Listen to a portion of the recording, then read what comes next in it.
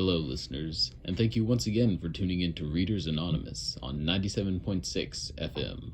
Today's episode is about books that have influenced our thinking. Thank you for listening, and as always, enjoy.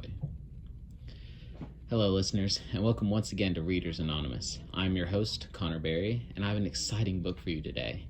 As regular listeners know, I've recently finished taking an AP Literature and Compositions class, and have read many pieces of classic literature in order to get a passing grade. Today I'll be talking about the book I enjoyed most in this class, All the Light We Cannot See.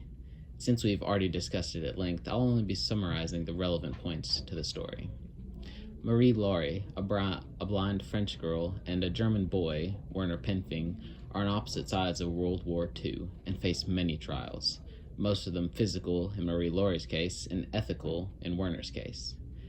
While Marie had to deal with German occupation and a cursed gem, Werner is dealing with the moral dilemma of following orders being the right thing to do when it makes him responsible for the death of so many. These trials are representative of people living during this time, and the book gave me huge insights to how the people during this era suffered on both sides of the conflict. When we were first introduced to the book, I was like everyone else, expecting a boring historical drama that didn't really talk about anything. But man, I was so wrong. The story told through flashbacks and current events that keeps the reader emotionally invested as the characters grow and change.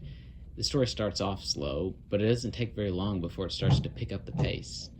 After reading it, I was open to a completely new viewpoint on the people who suffered, and the Germans in particular.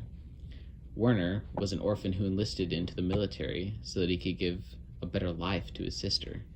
In doing so, he was forced to kill innocent people against his better judgment and moral compass.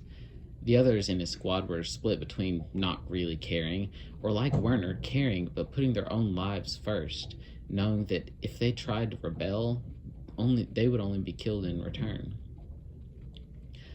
It's my belief that the Germans have been demonized for their actions in World War II and for following such a tyrannical leader. But for them, it was a matter of following or dying. It opened my mind to the thought that maybe everyone isn't as bad as we make them out to be. And this book taught me a very valuable lesson. Kindness should be shared because you don't know what another person's going through. And you could be the bright spot in their day if you just show a little kindness and compassion. That's it for today's episode.